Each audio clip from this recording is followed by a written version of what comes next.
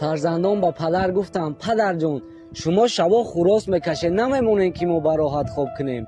پدر لبخند زد گفت نه فرزندایم من خوراس نمیکشم. فرزندان عصبی شدن رفتن به حجره خود. شب خواستند که صدای خوراس پدرش را ضبط کنند تا سری اثبات کنند.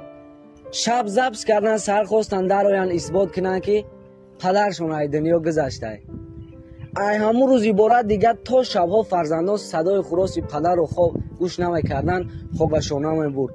میگه پدر پشت کنارم بد ندانستم، خوشی هم بد نشاط هم بد ندانستم، در دنیای مشکل ها و مشکل ساز علاج مشکلات هم بد ندانستم. پس از او گم کردم قبله خود را، ز گمراهی نجاتم بد ندانستم.